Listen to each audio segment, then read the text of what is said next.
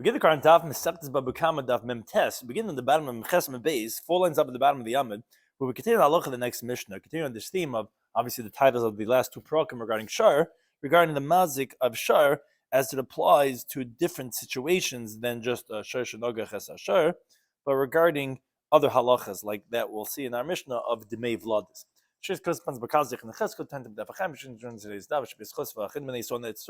Throughout the entire world. So discussing today's daf are Hika Isha B'Yatzu Yuladeha.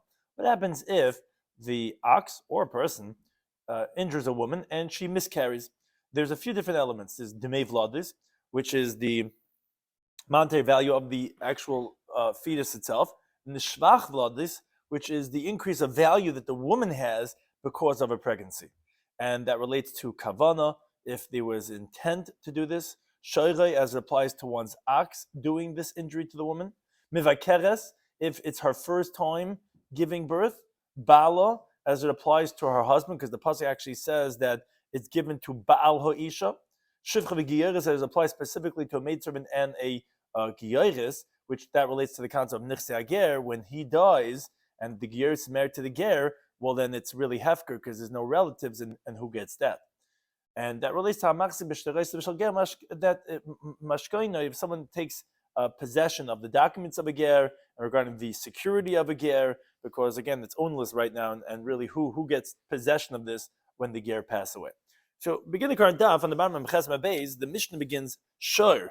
If there was an ox that had intended for his fellow ox, but in the middle of fighting these two bulls, the hikas isha, and the woman walks by. She's trying to avoid these two iguanas, and she gets, and the hikas isha, and then the woman gets knocked. V'yatzu yiladeha, and then this pregnant woman goes and she miscarries. Oh, says the Tana of the Mishnah, patam and mevladis. So the shiur, the owner of the ox, is going to be exempt from the monetary value of the vladis, which Rashi points out importantly. It's actually not necessarily the way we describe the case that these two oxen are fighting, and then it mistakenly hits the woman. Really, the same halacha would apply. Even if the ox intended for the woman, the owner of the ox would still be pater, as we said previously in Daf Yomi Amud Aleph, that Ba'al Hashar Noki, the owner of the ox is Noki mid mevladis from the value of the fetuses. So the Gemara is going to explain. So why are you saying specifically miskam l'chavei? Why give me this whole case that one bull was trying to put another bull, and he went and he hit the woman and she miscarried? That the Gemara is going to explain why, but really it's even if he intended for the woman. Now, in contrast, which is really a pasuk in the Torah. One man was trying to punch his friend, and the woman was passing by and he hit the woman. Down, she miscarried. So then the person has to pay the value of the miscarriage. Says the Tana Kama, how does one pay for the Demei Vladis for the lost fetus? So the Tana Kama says like this: you evaluate the woman, how much was she worth before this, so to speak, birth, which was really this miscarriage, meaning beforehand, before she gave birth, how much was she worth? And now, after the miscarriage, how much is she worth? That difference is how much the perpetrator has to pay to the injured party. On that, he says, as he gets into he says, wait a second. If that's the case, that actually, Misha Isha Yoledes Misha Bachas, you think when a woman gives, meaning when a woman gives birth, she actually gets better in value, which you must explain what exactly is he saying. So he's asking on the Tana Kama, saying, what are you talking about?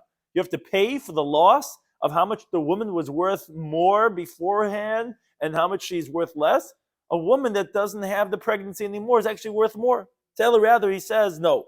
Shaman asavlod is coming yafin. You don't evaluate how much the woman was worth before and how much less she's worth now, because that's actually not a less. That's not a lessening in value. It's actually just a value. Obviously, the loss of a fetus, of a child, that's not going to be here anymore. Now, says the Mishnah, and this money is given to her husband, because the Torah gives him the rights. Because it says in the pasuk, as it's going to be placed on the perpetrator by the Baal Ha'isha, by the husband of the woman, that he's the one who gets the monetary payment of the loss of the fetuses. Now, ve'emen lo ba'al, however, if she doesn't have a husband, then you give it to his inheritance, but it doesn't go to the woman. Now, let's say she was a maidservant and she got freed, or she was a female convert. In other words, if she was a meshuchreres or giyeris that was married to a ger or to Evan Meshuchra, and she doesn't have a husband because he died, so then Potter, the perpetrator, is going to be exempt because of halacha of hamachzik benichse ager shemeis. If someone takes possession of the possessions of a ger that died and he doesn't have any inheritors, meaning didn't have any children, he doesn't have any other inheritors because he's a ger, or Evan Meshuchra is the same equivalency as a ger in that regard, so the perpetrator is zeichen it, because whoever comes first gets it and he's already holding on to it. Now, Rashi's bothered. Why does it say the wording that she was a shivcha and she was nishtachar? Or why don't you just say a shivcha mishuchreres? She was a maidservant, she got freed. Just say the terminology is usually mentioned, a freed maidservant, because we need to say that she never had any children from him, because if she did, then there would be yarshim of those children. That's what we said. She was a shivcha nishtachar. That sounds like Mama. She was just recently a shivcha that was just freed, which she didn't have any children from him. But the truth is, says Rashi, the same thing would apply to a regular Jewish woman that's married to a ger, and the ger dies, that the perpetrator would be potter. Because we don't care about the woman, the Dmei Vlad is going to the husband. Why are we picking Shivcha v'Giyaris? That says Rashi, because Stam Shivcha Meshucheres would be married to Meshucher. A Giyaris gets married to a ger. But you're right, the same halacha would be, it's not even dependent on that's what's so interesting about the Mishnah. She was a Shivcha Nishtach, or a Giyaris actually has nothing to do with her. It's all about the husband. Which is generally that a shivcha meshucheres would be married to a meshucher and a giyeris would be married to a ger. So the Gemara asked the following question, which we already referenced before. Taima, it sounds like the miskaven lechaveira. The Mishnah opened up by saying, "Ashur she miskaven lechaveira." He was intending to gore his fellow ox, and then by mistake he hit the woman. Then the baal ashur is going to be pater. But let's say he intended to knock this woman. This sounds like that then the owner of the ox would have to pay the value of the loss of the fetus, of the miscarriage. Says Gemara, because Amar Abba, he said that in Perek Shosh Nagach Bava Kama previously in Daf Yomi Aleph, that the oxen that intended to injure the woman, because it says about there's no liability for the loss of the miscarriage. But our Mishnah seems to say that you would be. It's only because you're intending for another ox. So Rabbi, he would tell you no. Who other something would be even if the ox was intending to damage the woman, the owner of the ox would be exempt from the monetary value of the miscarriage. For other Tani, they would learn that the ox was intending to injure his fellow ox. I did the kaboy lemisna seifa. It's because we wanted to say the next case of the Mishnah, the flip side. That all the Mishnah miskaven lechaveira, but a person that intended to injure his fellow friend. The hachik siv kra, because that's actually the context of the pasuk when it says kinotzu anoshim, that people were fighting, and then there was a pregnant woman that got harmed as collateral. So you see that the pasuk is talking about biblical cases when you're intending to injure your friend. So we spoke about the Reisha also of Petur. We spoke about shiur miskaven lechaveira that intended to injure his fellow ox and not the woman. But the truth is, it'd be potter even if he intended to injure the ox, the woman herself. Now, however, Amar Papa, shar shenagach es hashivcha, but an ox that gores a maidservant, the yatsa yeladeha, and the miscarriage happened, mishavan mevladis. Then the owner of the ox would have to pay the monetary value of the fetuses. My time, what's the reason? Because chamrasa ma'abarata be'almahu de'azik. It's a pregnant donkey that the owner of the ox damaged. Because the pasuk says regarding a shivcha and the eved, which is from Canaan, was shvu lechem poyim b'chamor. Avram Avinu said, "Stay here with the donkey with Eliezer." Meaning amadem el chamor, a people that are similar to a donkey. Meaning, in the sense of that it's like your own, your property, and since it's your property, therefore has nothing to do with the Baal Ha'isha. It's going to the Adon, because it says Ha'isha v'ladeha tila daneha. So in regards to a case of shor shenagach as a shifcha, although we said v'naki, you're naki min mei vladis, when this is about shor naki, that's regarding the halacha of the vladis of the Baal. But regarding the a miscarriage of a woman that's a maidservant, you would think, okay, why should it be any stronger? It does, because that's his money. That's his chamor that's pregnant, so to speak. And therefore, that loss is a financial loss for him, and you actually will have to pay in that case. Now, here's where it gets a little bit more complicated. The Mishnah said, Keita Mishamad Mei Vladis. How do you pay the loss of the miscarriage? So the Tanna Kama said how much she was worth beforehand, and now that the miscarriage happened, how much less is she worth? The Gemara says, what? The Mei Vladis? There's only the Gemara is saying that it should say the Mei Vladis, and as the Bach adds on avav, not rather, but and. Shvach Vladis Mi Baile. In other words, this that we said in the Mishnah that you evaluate the woman, included in this evaluation is Demei Vladis, which is the actual loss of the fetus, but also what the woman was bigger, and because of her fetus, and that actually makes her worth more value, and because she looks more distinguished and like a bigger limbed person. So why? That's what mebayile.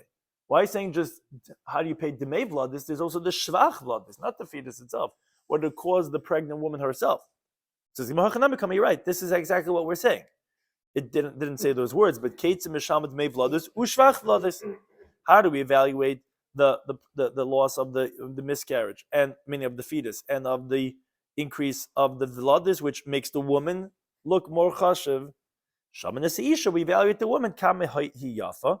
How much the woman was better because of that she was pregnant. Actually, Yalda before she had given birth, meaning before the miscarriage. And how much is she worth now that she got emptied out and her value went down? And you give that to the husband, which Rashi explains that the actual damage of the woman is not included in this evaluation. Here we're only talking about the emptying out of the fetus, but the weakening of her body because of the knock that she got black and blue, whatever that loss of her money, which she could have been sold when she would have been healthy and not pregnant. That's nezik. That doesn't go to the husband. That's like any other injury, which is set in the Gemara Ksubas of Samachem Beis, that if it's a hidden injury, she gets two parts, he gets one part. If it's a revealed injury, he gets two parts, she gets one part. But that's not what we're talking about here. We're talking about unrelated to an actual injury, just the loss of being pregnant. That's something that's called shvach vladis, and that's exactly what we're talking about in the Mishnah. That's how we evaluate according to Tanna Kama. Now, then the Mishnah continued. Amar Rabbi says, if that's the case, that's how we're evaluating. Misha isha yeledes. Once the woman gives birth, mishabacha, she actually goes up in value. So the Gemara says, "My kamar." What's he saying? Because it sounds like that what he's telling to the Tanna Kama was, if that's the case, according to you, that you hold that the woman when she gives birth goes up in value. What are you talking about? The Tanna Kama is saying that she goes down in value. Some Rabbi says, no, Hachakama. This is what Rabbi Shloimy was saying. Do you think a woman is more valuable before she gives birth, more than from when after she gives birth? And that's why you're saying that that's the shvach vladis that we're losing over here, and that's what you have to compensate the bala isha. Bala isha mishabachas. What do you mean? A woman's actually worth more after she's not pregnant anymore. More than before when she was pregnant, because in the beginning her value is less to be sold because she's in danger of dying from the pain of childbirth. And that's how the Mishnah sounds like that. If that's the case, that you're saying that that's how you evaluate based on the woman, comes out that the perpetrator is not going to give her anything because the woman giving birth is actually worth more valuable. So Ella rather says, no, shamanes avladis. We will only evaluate the fetus, the demei vladis, and we're going to give that to the husband, not the shvach vladis. The Tanna Kama really, and we added on those words, but that's really primarily what the Tanna Kama was saying, was the shvach vladis. And on that, Rabbi Shloimy is saying, no, there's no shvach, there's only demei, because the woman actually is worth more when she's not pregnant. And the Gemara says, Tanna Kama similar in the Brisa, that says this. Do you think that a woman's worth more before she gives birth, more than after she gives birth? The woman's worth more after she gives birth, more than before she gives birth. And this is the opinion of Gamliel again. Rather, you give the value of just the Dmei Vladis and you give that to the husband. That's one approach. Rava Amar, he says, you could say Hachitani. What Gamliel was saying was, you think a woman, Lamisha Yeledis Mishabachas? You think that for the one that she's giving birth to, that's to the one that she is going up in value for? And meaning, she doesn't have anything for herself for the increase of the value of the fetus? Meaning, like Rashi explains, do you think when the Torah was Mazaka, that Dmei Vladis, you're going to give also that same person the shvach of the fact that she's like bloated now, that she's like bigger now, which the value of her own body went up in price? No. That shvach of that she's bigger now also comes from her own body. And therefore it's her own damages. So why are you saying that you're going to give this all to the husband? That's the Dmei Vladis. Dmei Vladis means the actual fetus itself, but the shvach, that what it increased, that she's bigger now, and we know a woman after birth, postpartum, she has to lose all this. What's still coming out of her? That's her own body. So why is that all going to the husband? Ella, rather, this is what Shmuel was saying. He was saying that shamanas avladis v'nois labal. Yes, you're right. You evaluate the fetus and you give that to the husband. Shvach vladis chalkim, but the shvach, not the dmei vladis, the shvach of the vladis, that they divide, because the value of that she's bloated was actually because of her and the child. And therefore, she's going to also get half of the shvach vladis. And Tana Melchizim in the Brisa, Gamliel. So you think only for the one that she's giving birth to is the one that the shvach goes to? She doesn't get anything but shvach vladis at all? No. Rather, we evaluate the damage independently, meaning this that her body is weakened because of the wound, and her value goes down from what she would have been even, let's say, without being pregnant when she was healthy. So that has nothing to do with evaluating anything about a miscarriage. The damage that we're talking about over here is like a regular injury, like we said that the Gemara in Ksubis tells us, like we mentioned before. And the pain is also evaluated independently. We evaluate the loss of the fetus, and that we give all of that money goes labal to the husband. The shvach vladis, again, what's shvach vladis? That's the depreciation in the value of the bloated body that the pregnant woman had because of the miscarriage. Oh, that's chalkin, that's divided, that's Shmuel. That's what his comment was. The problem is, says Gemara, now that we have these two interpretations, kasha de Shmuel, because here we're saying in this brayse like Rava that the shvach vladis would divide. Obviously, means to say that woman was more valuable to be sold when she was pregnant more than when there was a miscarriage. And before we said like Rabbah that a woman is more valuable when she gives birth more than when she was beforehand. So what's the shvach vladis that we're saying like Rabbah that we're going to divide between the woman and the husband? I thought you told me there's no shvach vladis. If anything, she's worth more now than what she was before. So why are you charging the perpetrator for the shvach and you're saying it's getting sheared by the woman and the husband when there is no shvach vladis, because you're actually more valuable now? You didn't lose anything. It says Gemara like kasha. Gemara says not difficult because it actually depends on the case.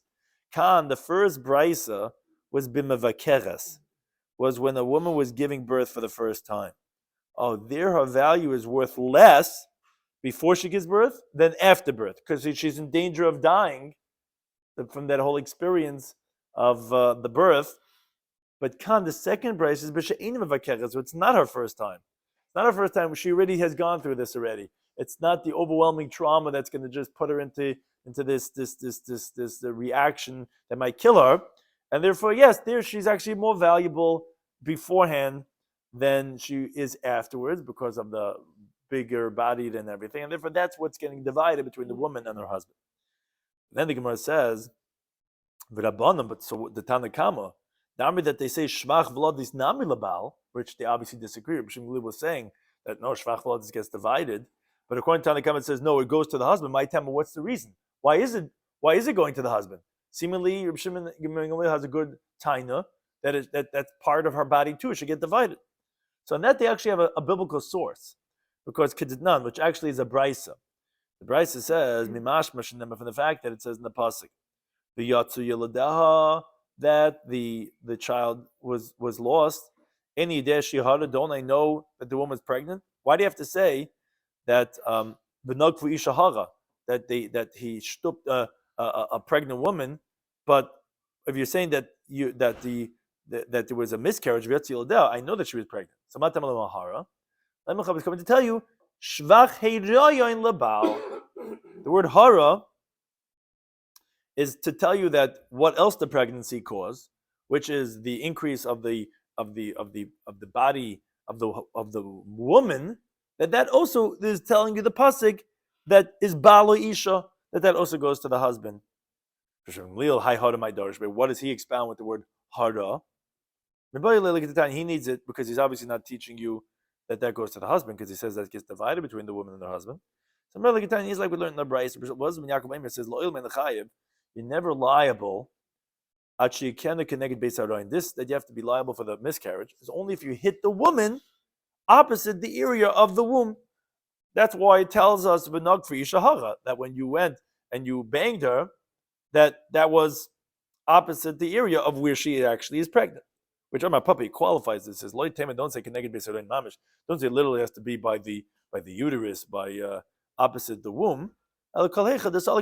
Anywhere where there would be an increase of heat, of inflammation of the wound, levlad, for the fetus. In other words, anywhere opposite the cavity of where the baby is, meaning anywhere on the whole abdomen or whatever. But if you punch her on the arm or you knock her on the foot and she miscarries, that's not going to have the same halacha. It's only if it's, and that according to the Rabbi Shloimy Schwartzberg is what the word hara comes to teach us, and therefore again it's not used to tell us that the shvach of the heroin goes to the husband. That's a machlekes between Bava Kama and Rabbi Shloimy Schwartzberg.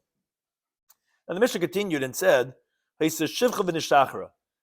she was a maidservant and she was freed, or gieres, or she was a convert, which again we explained that really that's not the primary idea. It's really the fact that the husband is an eved meshucher or a ger, and he dies. So potter. So then, okay, the husband didn't have any heirs, so the perpetrator is not liable for the demei vladis, and he's off the hook.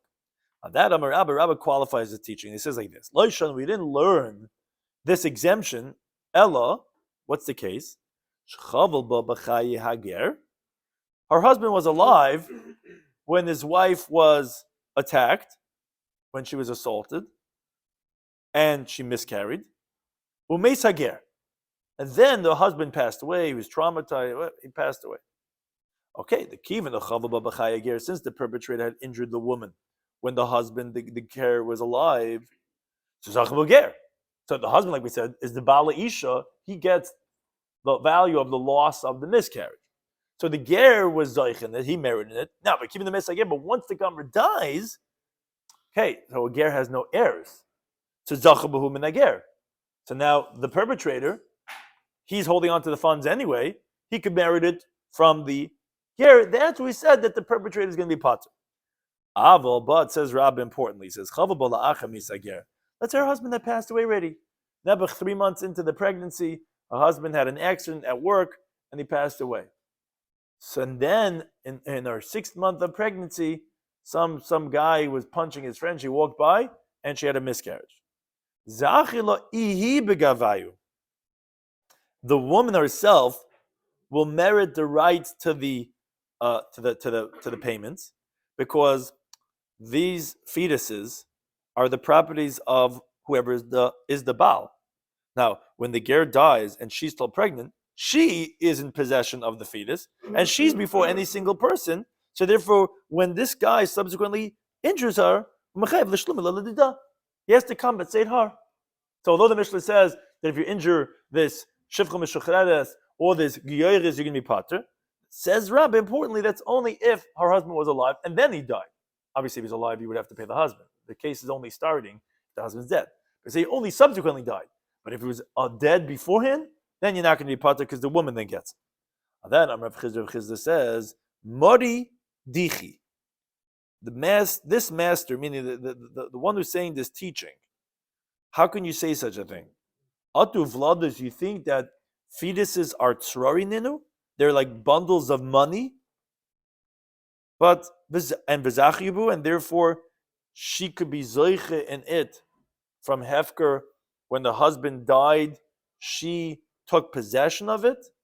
What, like, in other words, which like Taisa discussed a little bit, like, where do we find that this is something that she can take possession of, as if she has rights over here, as if it's money over here that she yarshin from her husband? I'm saying, but the biblical payment, but the biblical payment has nothing to do with her. It's about the Bala Isha. Who's it going? Where's it going? No, so the perpetrator no one that you don't have to pay anything. There's no liability. It's only to the Bala Isha, and the husband's not here. So says the Gemara, Ella, rather, Rav Chizda disagrees. He says, Isa Labal, if the husband's around or his Yarshim, so Zachale Rachmana, the Torah merits it to him, and they're going to get the rights. But less Labal, if there's no husband, that the liability was only said that if there's a Bala Isha.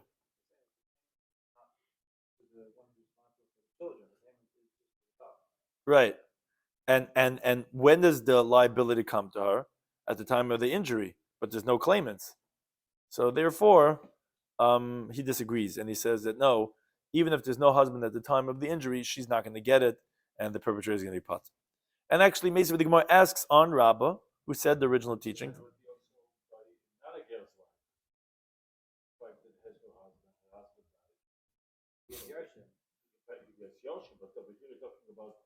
Right. We said it has nothing to do with the woman. It's all about the husband, like we said from Rashi in the Mishnah. Right. So if he has Yarshim, they're going to get it. But a ger doesn't have Yarshim. The Gemara says, Mesa, the Gemara asks in Rabbah from the following brisa. Hika seisha, someone hits a woman, and she miscarries. So you got to give obviously the actual injury for the accident and the pain to the woman. With mevladis labal, and you give the loss of the fetuses to the husband. In a bal, if there's no husband, so then you give it to his inheritors. In the isha, if there's no woman for her payments, you give it to her inheritors, which Rashi explains. We explained in Perik Shosha Nagach and Daf Mem Gimel, we're talking about by a grusha, because if she was not divorced, then the husband would inherit her. But al kapanim, when she's divorced, if the woman's not around, you give it to her inheritors. But let's say she was an emancipated maidservant or Gerish who doesn't have Yershim, Sinzacha. So the perpetrator, he gets to hold on to what he has by himself, and even if the injury was after the death of the husband, the ger, we see that the perpetrator gets to hold on to it, which is not like Rabbah, like it's the way Rav Chizda asked on them. So they said, what do you mean, why is this a difficulty on Rabbah? Is it any better than our Mishnah? Which the Kimna we explained, the Mishnah also doesn't differentiate, and Rabbah had qualified. He says, no, it's Shachava Babachaya Ger Mesa Ger. It's only talking about where the injury was during the lifetime of the Ger and then the Ger died. It's also talking about where he injured her when the husband was alive, and then the ger was zeicha, and then now when the ger dies, now whoever wants to be zeicha from hefker, which the perpetrator is holding on to the money now, he'll be zeicha. But no, maybe if the woman, after her husband was dead, then maybe she would get it. It wouldn't be a raya, not like Rabbah. He even asks. He says, "What was the havamin of the question, or didn't he know that it's not any better than the Mishnah?" So he says, "No, because since the Brisa mentions nezik and tsar." And just like Nezik and Tsar applies in all situations, you would have thought that a halacha of Zachab and Mevlad is also in all situations, that there's no differentiation. But I think we're answering, no, there could be a differentiation, the way Rabbah qualified in the Mishnah. Or if you want, you could say, says the Gemara actually, that the injury was La'achar Mesa Ger. You're right. It was after the death of the Ger. But if it was after the death of the Ger, then that's difficult on Rabbah, because Rabbah said that the woman will get it. So why is he saying Zacha? So the Gemara says on Amid Beis, Utanei, and you have to read the words of the Brisa, Zachsa, not Zacha.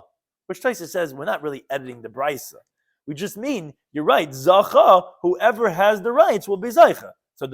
And you're right, and that's it. And you see how far the Gemara wants to go to keep it that it will be by all cases, like Taisa explained on Amid Aleph, that whether he's alive at the time of the injury or not, zacha. Who will be zacha? Whoever's in possession. Who's in possession? Well, if there was a husband at the time, and then he died, so then zacha is the perpetrator. But if there was no husband, so he never had any rights. So when he died, it has no relevance. It's because the injury was after that. So who is in possession is the woman, and she's zacha. So that's another way of resolving the question on Rabbah, that it will, in that case it will be the woman, and that's really zachsa. Now the Gemara says, Lema, let's say the machlekes Rabbah and Rav Chizda is actually kitanoi. It's machlekes tanoi. Why? Because there's two brises. They're both talking about the same case. Bas Yisrael shenisses leger, which we said it was not really relevant to be a geyeres, so it could be even a Jewish woman that gets married to ger. It's really about the husband. Okay, then this abra mimenu, and she becomes pregnant from him. Now, if the injury was during the lifetime of ger, so that we said this is meivladis leger. Obviously, the husband, bali isha, the ger, he's going to get the meivladis. Now, la'achar misager, which if she got injured after the death of her husband, tanichad chayiv and tanichad pater. One brace says, okay, the perpetrator will be chayiv. One brace says she'll be pater. My love tanoin. Isn't this the machlekes of Rabbah and Rav Chizda? Of do we say that when there's no husband, that the woman has the rights, or do we say that no, she doesn't have the rights because there's no bala isha, and therefore he's going to be pater? So here's a little bit complex. So the Gemara, no, L'Rabbah, according to Rabbah, that vadai, most definitely, he would have to explain that tanoi. Yeah, he would have to say that his opinion is dependent on machlekes tanoi because he says that the perpetrator is chayiv. There's a brayse that says that you're going to be pater. He wouldn't be able to explain like his opinion. Obviously, he would have to explain that I'm like the Tana who says you're going to be chayiv. The one that says pater doesn't make sense according to him. But El Rav Chizda says the Gemara, mi lema tanoihi? Do we have to say that his opinion is dependent on machlekes tanoim, and that he has to say, oh, I'm like the Tana that says you're pater? Or could he explain that even the Tana says you can be chayiv is talking about something else that's not going to be difficult on him? Which obviously the Gemara is setting us up and says, yeah, like kasha. In other words, Rav Chizda could tell you both that the Tanoim hold like me, that by Dmei Vladois, the perpetrator is always going to be pater, not like Rabbah. Whether the husband was there or not, going to be pater. So how do we resolve then these two brises? I'll tell you. The brise that says you're going to be pater, okay, that's great. That's Rabbanan, who they say that it all goes to the husband. And now that he's dead, so the perpetrator is Zeicha from Hefker. But the brise that said that the perpetrator is going to be Chayiv is talking about Shvach Vlades. Meaning, when we just said Rabbanan, if you recall from Aman Aleph, we meant the Rabbanan of our Mishnah that said that there's Dmei Vlades and Shvach Vlades, and all of that goes to the husband. So when the husband dies, when the husband's dead, yeah, meaning Rav Chizda says that you're pater, and you'll be pater on everything. Dmei Vlades, Rav Chizda says you're pater, and also the Shvach Vlades. But the Brisa says you can be chayiv was specifically talking about the Shvach Vlades. That's Reb Shimon ben Gamliel, who he said that you recall on Aman Aleph that the woman gets half of it, and she's still around. But Rabbah can't answer like that because he says that the woman is Zaycha in her chelik from her. He can't say that. He says that a woman gets her portion of her husband from Hefker, that since she was pregnant and in possession at the time of death, so why would it be pater according to everyone from Shvach Vladis and Dmei Vladis, but it's hers? So he wouldn't be able to explain the mandama that says that you're going to be pater. But Rav Chizda could explain, even though he holds you pater from Dmei Vladis and even Shvach Vladis according to Rabbanan, but Reb Shimon Gamliel holds Shvach Vladis goes to the woman also. So that's not Bala Isha. That half is what you're going to be chayiv on. So wait a second. If the Bryce they tell me says that you can be chayiv is going on shvach vladis like a b'shim lil, so my ear lachamisa. So why is the Bryce telling me that it's only after the death of the ger that we're saying, oh, then you have to give her portion?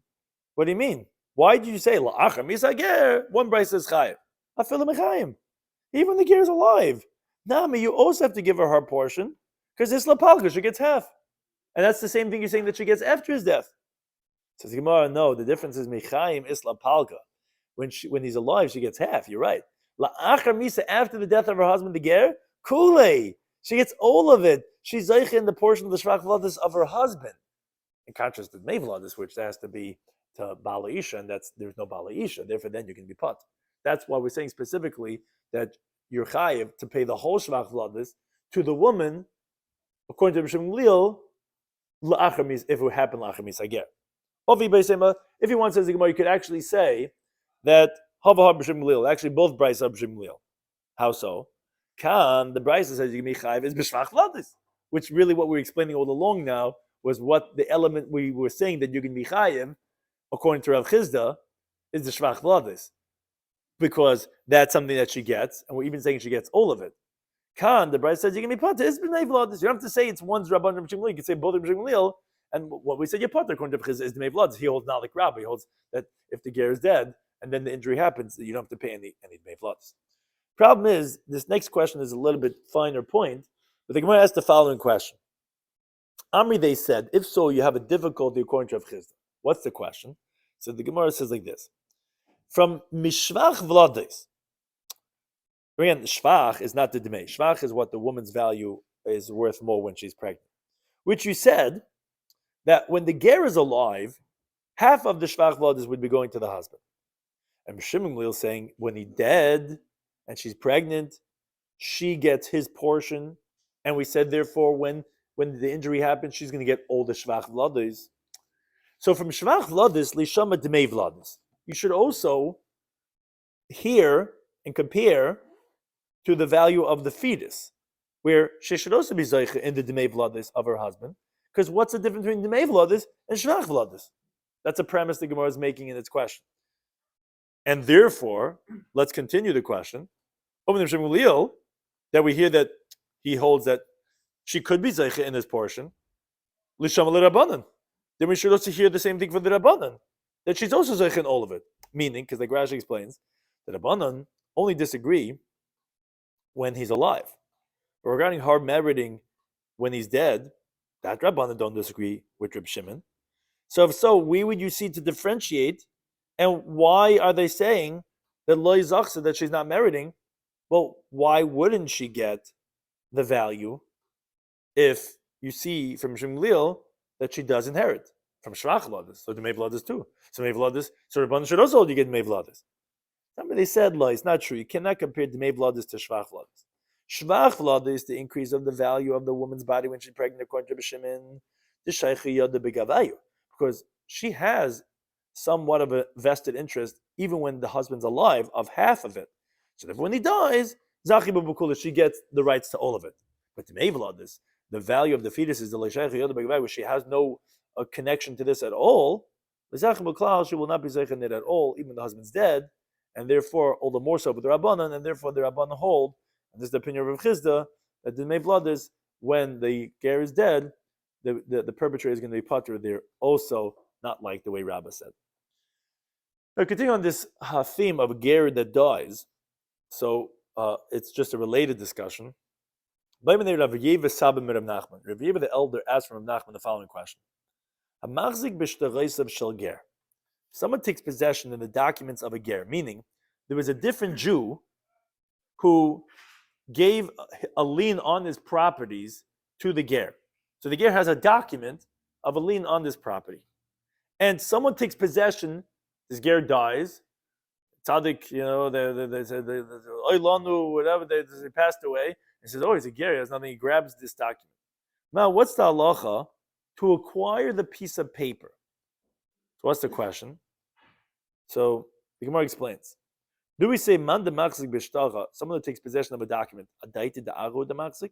His intention is not for the piece of paper, it's for the property. Now, ba'aru holayachzik, he never took possession of the land, so that's not a kinyan in the karka. You didn't do anything by taking the piece of paper. And the b'shtacha namelikana, so you're not acquiring the piece of paper also, because that was not your intention. So if another Jew comes now and takes possession of the paper, let's say he wants to, cover his open bottle of Coke. He could acquire it because he wants the paper, and because the lav daite ashtara, because the original person, his intention was not for the piece of paper, the document itself was for the land, and that he didn't acquire it for. Maybe the person who took the piece of paper, he wanted the paper too, besides what it represents, which is rights to the property. So on that, Rav Nachman responded. He says, "Ani moiri, answer me, my master. You think he needed the paper to wrap and cover his bottle, that as if he had in mind for the document from the beginning? He wanted it for its representation, and therefore, since it's not going to work anything, of course he's not going to be zeich in the paper." Which Amalei said to him, "No, lots of, yeah. People wanted to wrap, and they wanted to wrap, yeah, and therefore it could be that he was zeich in it for his piece of paper." Now, related, Amar Rabbi says, "Mashkoine shel Yisrael." If a convert died and he had a collateral of a Yisrael in his possession, it was biyad ger. The security of the Jew was in the hand of the ger, and the ger dies. And uba Yisrael now another Jew comes along and grabs that security that a Jew owed money to a ger, and the ger had security. And now the ger's dead. Everyone's coming, rampaging through his house, trying to grab, the property because there's no heirs. And someone grabs what was security of another Jew, and the Vichzibay takes possession. So says Rabbi Matzinas Miyadeh, we take it away, we confiscate it from him, from this guy who grabbed it from the ger's property. What's the reason? Because given the mesle ger, the moment the ger passed away, pakale shibude, there's no more lien on that property.